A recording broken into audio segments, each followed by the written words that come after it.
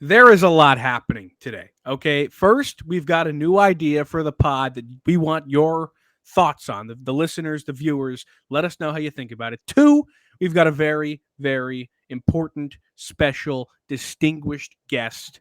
We'll get into all that on Locked On Syracuse. It starts right now. Are Locked On Syracuse, your daily podcast on the Syracuse Orange, part of the Locked On Podcast Network. Your team every day.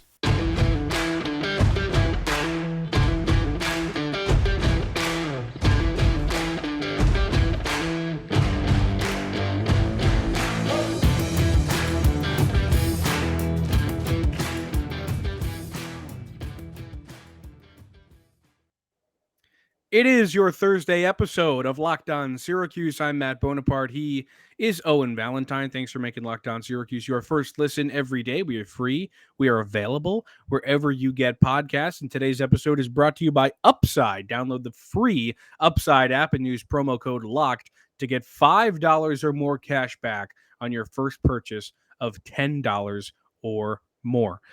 Before we get to the special guest and the excitement that comes with it, first, we got to pitch this idea. Okay, we were talking to the guys over at Locked On Senators, the Ottawa Senators. Couple of really good guys over there. If you like hockey, particularly the Ottawa Senators, I would go listen to that podcast. I don't know what it's going to do for you other than that, but that's a good podcast if you're a Senators fan. Anyway, they were telling us about a segment they do that I found very intriguing. They have a fan of the podcast and, of course, the team on once a week to share their takes about the team, share whether or not they agree with the host, disagree, whatever.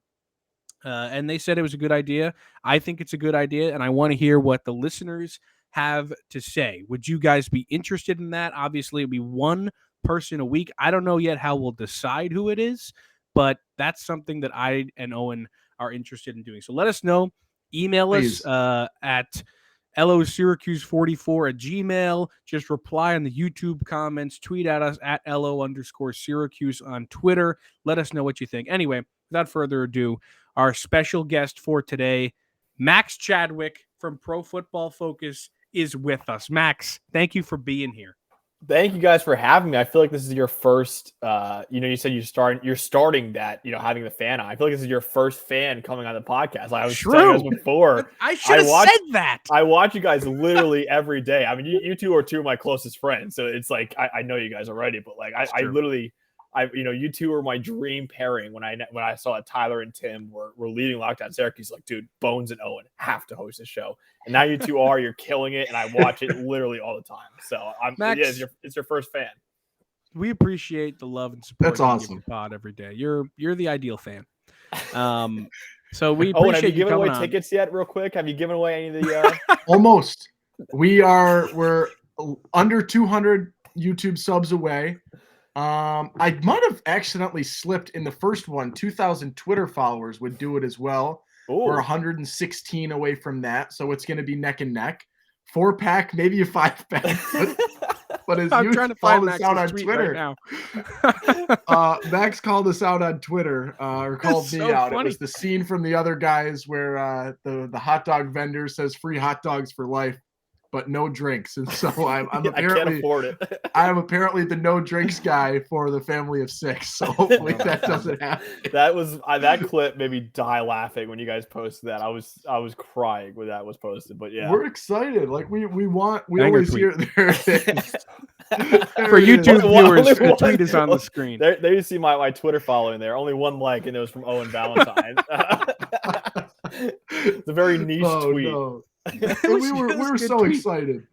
It's a great tweet. Anyway, we're excited. We want people in the dome, so I figured, I'll put my money where my mouth is. Get to the dome on my dollar. Little do you know, Owen is banking on us not hitting that number. He just wants to look like he's a giving guy. He's sabotaging. They've got some awesome games coming up, man. It's gonna be based on what I've seen. The Notre Dame tickets could break my bank account unless those numbers start going down. Those Notre Dame tickets are looking a little steep at the moment, so hopefully maybe we can sit back and get a little Florida State action instead. Save me a few bucks. All right, now let's get to the actual reason you're here, Max. other than their good jolly time. Syracuse football has been good, and I bet you're surprised about it because both of us are, and so is everybody else. And if you say you aren't, you're lying. Syracuse, of course, 5-0, 59-0 win over a team that shouldn't be playing D1 football. And they've got a lot of talent on the roster. I think there's a chance and there's an argument that there's more talent on this team's roster than the 2018 roster. So we want to ask you today how many guys and who and what are the chances guys are going to the NFL? Yeah, they're actually a good amount, which is interesting to say for a Syracuse perspective. Yeah, you guys mentioned like surprising start is putting it lightly. Like if you asked me, 5-7, I would be like, yeah, that's probably what I expect Syracuse to be. They're guaranteed to go at least 5-7 right now, which is something that I never thought would happen. 5-0 for the first time in 40 years, basically, that it's happened. So yeah, brutal second half of the schedule. So it might get a little ugly after that. But hey, they're here already, which is great. But yeah, you mentioned, some guys. Garrett Williams is a guy that our lead draft analyst at PFF, Mike Renner, loves. He hasn't updated his draft board just yet, but right now he's got Garrett Williams number 16 overall. So this could be Syracuse's first round pick. That's crazy. You guys probably know better than me. Was it Justin Pugh? Who was the last? I believe it was Pugh. Slipping someone. Yeah. That's what I've missed heard, someone completely. so I kind of believe it, but I'll look. So it would, at least a very long time. I think 2013, maybe even earlier than that. But Garrett Williams is really high on our draft boards right now. He's not really put in a best situation for him. He's a press man corner with his length, but Syracuse doesn't run any press man coverage at all. So he's kind of, fitting a square peg in a round hole, so to speak, in that defense. Sean Tucker, we know him, we love him. He's pleased, hopefully, every week with his performance. He's another guy that we love at PFF. We have a second round grade on him right now, 54 overall. So he's an NFL running back. He's a guy that I cannot wait to draft in fantasy football next year. I'm immediately making my team name pleased once I draft him. He's another guy. And then Mikael Jones, dude, has been awesome this year. He's the man. Yeah, he's the man. He's just around the football all the time. He's got an 82.7 grade for PFF right now. He's one of the highest graded linebackers in the Power 5. He was a guy that I was like, oh, maybe he can play on Sundays. Now, if the way he's playing right now, I think he definitely could play on Sundays right now. So Mikael Jones is another guy that I would keep an eye on. And then Deuce Chestnut, I think, is another guy. He's got one more year. He's got to play at Syracuse. So not 2023, but 2024 draft. I think he's another draftable guy for Syracuse. Okay, before we get into any of that, I do want to ask, you mentioned it just before you talked about Garrett.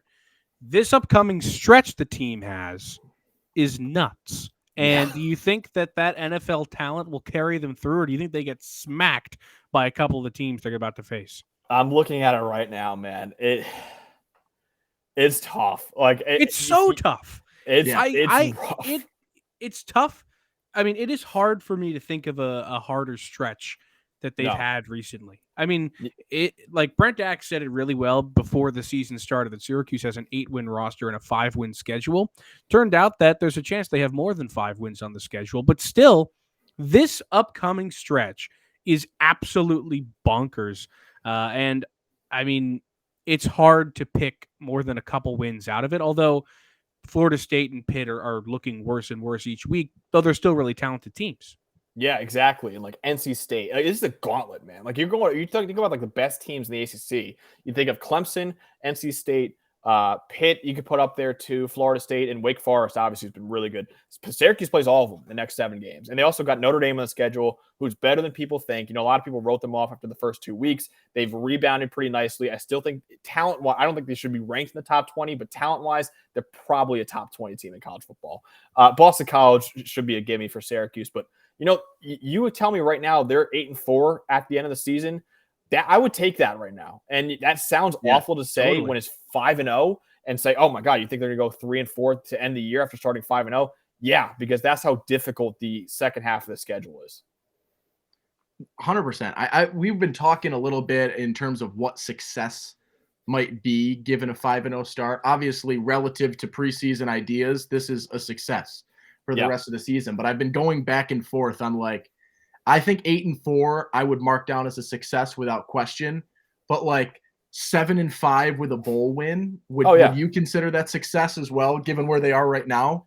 I would take the 7-5 plus a bowl win over 8-4 and a bowl loss. I always like ending the year on a high note for Syracuse, which doesn't really happen too often. But yeah, I mean, I would take that I would definitely take that. And just to like point out how difficult the schedule was. So according to PFF's metrics, Syracuse so far has played the 117th hardest schedule in the country. So like the 15th easiest schedule in the country. What's remaining is the 9th hardest schedule in college football. So you go from 117 to 9. Like that is a pretty massive jump. And it's been a magical start for Syracuse, but if they can like squeak by at the end, like it could be tough. Honestly, like worst case scenario, they can go into that final game against Boston College needing to win to make a bowl game, which would be awful to end like that. But still, it'd be classic Babers era, though. I think it's a really classic. They're going to be bye week. They're going to be underdogs in every game besides BC. Like when I'm looking at it right now, I don't see a game that they're not going to be underdogs in. I don't know. Yeah. Maybe that Pitt game, the Pitt didn't look great this last week, but that's like a very much a maybe, depending on what Syracuse at does home in too. Pitt. Yeah, Man. You might be right in that they're not going to be favored the rest of the way through, except for BC. 100%. Yeah, it's going to be difficult. Max always brings the numbers. We appreciate that out of him. You know who else brings the numbers? Upside, our sponsor for today's episode. How about that for a segue? From cringing at the pump to getting an eye-popping check at your favorite restaurant, inflation is hitting us all where it hurts, and it really hurts. That's why I started using Upside. Upside is an incredible app for anyone who buys gas, groceries, or dines out. I'm guessing that's probably you. With every purchase, you can earn cash back thanks to Upside. To get started, download the free Upside app, use the promo code LOCKED, and get $5 or more cash back on your first purchase of $10 or more. Next, claim an offer for whatever you're buying on Upside. Check in at the business pay as usual with credit or debit card and get paid. In comparison to credit card rewards or loyalty programs, you can earn 3 times more cash back with Upside. Upside users are earning more than $1 million every week. That's probably why they have a 4.8 star rating on the App Store. Download the free Upside app and use promo code LOCKED to get $5 or more cash back on your first purchase of $10 or more. That's $5 or more cash back on your first purchase of $10 or more using promo code LOCKED. Okay. Back here on Locked On Syracuse, Matt Bonaparte, Owen Valentine with the wonderful Max Chadwick from Pro Football Focus. We're talking Syracuse football as per usual. There's a lot to talk about here. And instead of staying on one thing, Max, because I know we're taking a lot of your valuable time. I was browsing TikTok before you called me. Yeah, you're really not. Please keep me on as long as you can. I don't have to go back to my sad life, please. I want to throw you through the gauntlet of Locked On Syracuse. You got me on that one. Earlier this week, we talked College Game Day and whether Syracuse has a chance for College Game Day. We both decided no, they don't.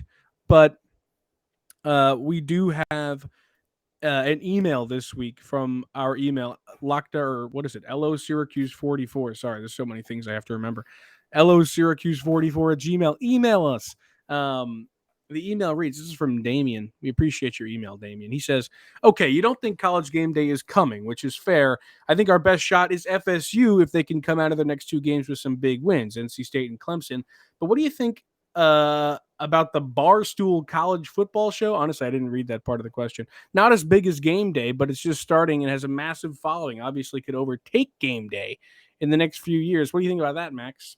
I think that could be a possibility. That That could be a possibility. Now, I know Barstool Hubs, who Owen and I actually hung out with one time in Syracuse at Lucy's. He went to Syracuse, so I'm assuming like he would probably go to that too. That would be cool. Jake Marsh. Jake Marsh. I forgot about Jake, not our classmate, only a couple years older than us. That would be cool. Yeah, I mean, the NC State one's tough because Game Day just did NC State. I know it was at Clemson, but it was still an NC State game that they did, and they rarely try to do the same team twice in that short a span. That's next week, right? Like I hate to say it, Penn State, Michigan is next week. There are so many games we've done. There are so many games that are better games. Yeah, like Penn State, Michigan is going to be 2 top 10 teams. I doubt they would pass that up. But hey, I mean, they're going to Kansas, TCU this week, so they're crossing off Kansas. They've never gone to Kansas before. They're doing it this week. Maybe they try to get another school in there that's never had game day before in Syracuse. But Yeah, NC State, Syracuse, maybe it's up there. But again, with NC State already getting it with the Clemson game, and then with the Penn State, Michigan, and like you mentioned, there's other huge games too that weekend. It's going to be tough. I don't think it'll happen, but we'll see. I haven't looked at the schedule of games that week, but I honestly, like, I never considered Florida State on the back half of the schedule.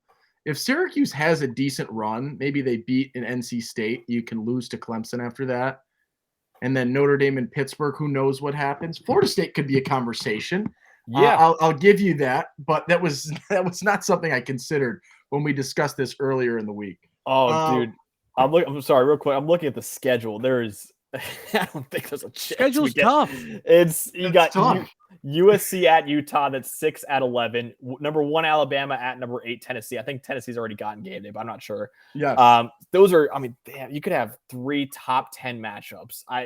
That's tough. I don't know if game day will pass up that, but who knows? But maybe the Barstool show. Maybe the Barstool show. Jake, hosted by Jake Marsh and Hubs. Get rid of Big Cat and everyone else. Just Jake Marsh and Hubs on there. That'd be great. Who knows? Well, Damien, That'd be fun. We appreciate your email, Damien. I did want 100%. him to think he gave it in a day after our mailbag episode, so I had to make sure we got it in there. Okay, I want to go back to the draft stuff. Mm-hmm. The one guy I don't think you mentioned was Matthew Bergeron. I forgot to mention. What are the thoughts on Bergeron? I think he could I actually wrote him down when you guys brought that up. I was like, all right, let me talk about Bergeron. He's been great. His pass blocking grade, 84.2. That's a really high grade. Run blocking grade, 72.8. So pretty good. Overall, 78.5. Like, Matthew Bergeron has been a guy who's been really solid for a Syracuse offensive line that frankly hasn't had very solid players at all, really. Our time at Syracuse and even now, Matthew Bergeron's a guy that I think could be a guy who goes to the Senior Bowl. I know Jim Nagy, I think, has talked about him before, who's the director of the Senior Bowl. He could probably get an invite to the Senior Bowl, and then who knows? If he has a great week at the Senior Bowl, yeah, he could definitely be a draftable prospect. And, just looking at his PFF grade right now, like, he's played well enough to get drafted. Yeah, he's playing in an offensive line that has been awful this year. Carlos Vettorello is attempting the world record for most false start and snap infractions by an offensive lineman. He's close to the record. I don't know what it is, but I'm sure he's trying to set it. And Chris Bleich and Kalon Ellis have been fine. Plenty of penalties on them too. And Dakota Davis, he's been okay, as he has been for the 25 years he's played for Syracuse.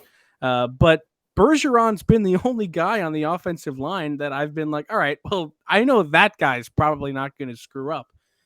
What do you think? Do you think there's an impact that he has to kind of bring up the rest of the line in some way? I think there definitely is. I think he's kind of the only real good offensive lineman on Syracuse, like I mentioned. Yeah, I think that's definitely something like he kind of carries. It's weird to say he carries the offensive line because it's not really like that. They kind of work independently of each other, but they do work cohesively as a unit sometimes. And yeah, he's probably carrying a good portion of the weight, and he's doing a pretty good job of it. He's one of the 15 highest graded tackles in the Power 5 right now. So yeah, I definitely think Matthew Bergeron is a guy that I would keep my eye on right now because his pass blocking has been terrific so far this year. His run blocking is good enough. Yeah, he's definitely, and pass protection is the most important thing when you're evaluating offensive linemen. So Matthew Bergeron, yeah, I definitely think he's a Senior Bowl candidate and ultimately a draftable candidate too. I want to veer a little bit away from the NFL stuff, but more talk about whenever we tweet our weekly PFF grades. Those are all courtesy of Max.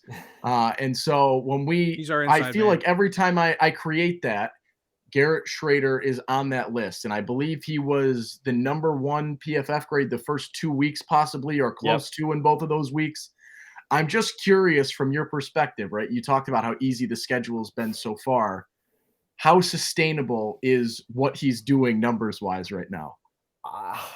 I want to say it's sustainable, but the 2 games before, he had 90-plus grades against Louisville and UConn. Then, 90-plus grade against Wagner, but against Wagner, like you guys mentioned before. Then, Purdue's 63.6, Virginia 55.5. Like, he's shown some warts, and you're kind of like, I don't know. Is this the Garrett Schrader that we saw in the first 2 games, or is it the Garrett Schrader that we saw last year? He's kind of showing some warts. I'm still optimistic, but like I said before, they got a gauntlet now. Now it's put up or shut up time for Garrett Schrader.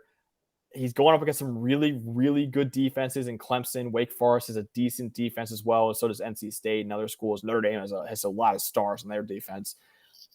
I don't know. That's ultimately going to be the deciding factor between Syracuse fighting with Boston College to get that 6th win, or going in with 7 or 8 wins even, and can maybe have an 8-4 or 9-3 year. I think that's the ultimate deciding factor, is whether or not Garrett Schrader can play as well as he did against the lesser opponents, or will he look like against Purdue or Virginia, where he wasn't so good in those 2 games? He was running 12 yards backwards to take a sack. Yes. Yes. Yeah. We've seen, that guy has been like the epitome of like a two-faced quarterback this season. I have no idea what we're going to get from him any week in, week out. And I kind of hope that like we can stick with of course, everybody hopes that he's going to play like he did in the first couple of games, but it's just like there's like Owen every week does his confidence meter on Schrader. Where is your confidence meter on him right now? I can't remember. It left off at 40, I think. Okay. And I'm gonna say it's still there. Actually, I'll say 45. I'll give him a 5% nod, because he was literally, actually, you know what? 50%. He was literally perfect against Wagner. I'll give him a bonus boost. Okay. All right, but he was playing against a team that they had to shorten the quarters against. I know, but they could do that too. I didn't know they could do perfect. that. I saw a TikTok that was astonishing. That our other friend Jaron May sent me about how like it was in terms of gambling, that game was like a total sham, because if you took Syracuse spread, which was 54.5, and it didn't count, because technically they didn't play the whole game, because they only played 10-minute quarters in the second half, which is nuts. They got their money back, but like you don't get the money for the win, which I think is crazy. How does Alabama's opponents never do that? I know, like as Dino said, it was an agreement between men. Like, how do they not go to Nick Saban like, dude, we're playing Madden rules right now. We're playing 2-minute quarters, all right? We're getting this over with. Accelerated clock. Give me something. So just insider baseball. Owen and I were together this past weekend. Sorry, Buds, you couldn't make it, but we were together at a restaurant, and we were all talking, and all of a sudden Owen and I look at our phones like 10-minute quarters. Like, dude, I didn't know this is like you could do that at all. It was like Pop Warner. I thought it was a joke when they tweeted. Yeah, so did I. I was like, wow, that's really disrespectful. And then I was like, wait, they're serious. Yeah, man, you're coming at Wagner pretty hard there. Like, no, Wagner. I didn't know. I think so many of Alabama's opponents probably saw that, and they're probably like, wow, like that's a cheat code right there. We'll take our $2 million that they give us, and we'll play 2-minute quarters, and we'll get out of there. Yeah.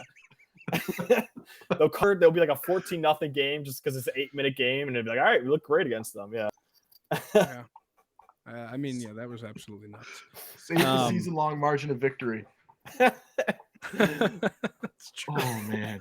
All right. Well, so you think what, 7 players on this team are NFL guys? Garrett, Deuce, Sean, not Schrader. Sean? Schrader. Sean. Yeah. What do you think about Schrader? Does he have a chance? I don't think so. I don't see he doesn't have a chance, because he's graded pretty high. I just don't think. What is he going to do in an NFL? The guy can't throw the football consistently. Robert Anae, I think, is like, he could have his He's pick. a god. He's like, he could have his pick. There's so many Power 5 jobs opening up right now. If I'm every single one of those schools, I am going after him. I'm at least giving him an interview, because totally, he made Brennan Armstrong we thought Brennan Armstrong here at PFF, we thought he was one of the best quarterbacks in the country heading into this year. Robert and I, and we thought Garrett Schrader, no offense, I'm going to Syracuse too, so I take offense to this, but we thought he was one of the worst. And all of a sudden, Robert and I leaves Virginia, comes to Syracuse. Brennan Armstrong stinks right now. Like, he's bad. And Garrett Schrader goes from bad to great. The common denominator there shouldn't be ignored, and that Robert and I is now calling plays for Syracuse. So I think he's brilliant. I think he's creating a lot of open throws for Schrader. The receivers look a lot better too. Rondé Gadsden's a dude. I love that guy. But yeah, I definitely think, I don't know. I don't think he's an NFL quarterback. I think my brother might be going to Syracuse next year. I think Schrader probably will still be the quarterback next year when he's there as a freshman. But yeah, I struggle. Maybe he gets a training camp invite. Maybe he plays in the XFL or CFL or something else. But NFL, I don't see. He's in made a that couple great conversation, passes, but- Bones. He has, but I think of Dungy. And Yeah, I exactly. see Yeah, like Dungy is Schrader, but significantly better Mhm. in most, if not every. but Schrader runs better than Dungy did, I think. Not better enough. I Yeah. don't know if that's solid English, But but if not Schrader better runs, enough. like Schrader can get a first down with his legs like more times than not. And I don't think that's what was the case with Dungy all the time. Dungy had a better arm, and like it's not even it's not even a conversation. Like Dungy's arm was way better, and Dungy's arm wasn't even that good. Like it was good, but it wasn't that good. It just shows He you could how throw the ball bad 15 Schrader's yards. can be. Yeah. But Schrader's legs are better. But maybe you're right. Not as good as they need to be. But I don't know what he would be on an NFL roster, you know? Yeah, he's not. I don't think he could play another position either. Like I think he's a Well, he quarterback. played wide receiver at Mississippi State. That's true. He did do that. So maybe he could, turn around and be like a Julian Edelman who played quarterback at Kent State and was obviously close to a Hall of Fame receiver. He's not actually one. But Garrett Schrader, I think, again, he screams XFL, CFL, or like what Eric Dungy's. I don't even know what Eric Dungy's doing now. He's selling NIL stuff, even though he's done. He's on Q Sports Talk. Oh, really? Oh, awesome. Yeah, okay, he does the great for post-game him. show. So I think Garrett Schrader, could eventually be a weekly guest on Locked On Syracuse, honestly, in a couple of years too. But I don't know. That'd be awesome. That would be pretty awesome. We would love to have him. You'll come for your jobs, honestly. Yeah, but yeah, I mean, we'll have him on, and I'll apologize for everything I've said. Not because I don't believe it, but because it's not personal. Anything that we say on here, even when, and this will lead back to how we started the episode, when we bring a fan on, inevitably, if that happens, even if you think I'm an idiot, I think was the quote from today, for saying that a 5-0 start has not changed my opinion. No. The quote was, "They are idiots." Oh, so okay. I am the idiot. Okay, Bones didn't say it. I did. That a 5-0 start has not changed my opinion of Dino Babers in terms of being able to coach a college football team. Max, last question for you. Has this 5-0 start changed your thoughts on Dino Babers' ability to be an effective coach outside of the fact that he has two incredible coordinators? No, not at all. It was funny you mentioned that because I was at dinner tonight with my family and my grandpa was asking, like, wow, Syracuse 5-0 and all that. He's like, who's their coach? Like, I'm like, Dino Babers. He's like, wow, he must be a great coach. I'm like, Grandpa, they can go 12-0, win the national championship this year. I still want him fired because it's so clear that those coordinators are doing the brunt of the work for Syracuse. I think Dino, like, he's a great guy. He's a guy that fires you up all the time. But I think it's the coordinators. Like, I hate to say it, but like, there's still stupid in-game decisions I see Syracuse make in terms of clock management, timeout management, and what have you. And then, like, listen, I'm a Penn State fan and a Syracuse fan. James Franklin's not a great in-game coach. Like, I've always said that. However, he's an awesome recruiter. Dino Babers is neither an awesome recruiter nor a great in-game coach.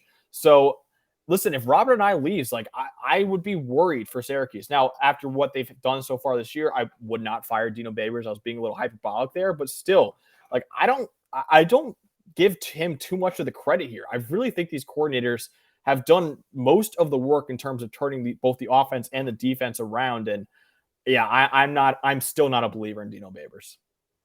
Well, then Thank you, too, Max. just like us, are an idiot. All right, that's all the time we have on Locked On Syracuse today. Max, thank you for being here, my friend. We appreciate you. Thank you guys so much for having me. It's a dream come true coming on here. Of course. Thanks for making Locked On Syracuse your first listen every day. Go get more on the ACC. Go make Locked On ACC your second listen every day. Host Candace Cooper and the local experts have Locked On take you across the ACC in 30 minutes. Make Locked On ACC your second listen. I'm Matt. He's Owen. We see you tomorrow.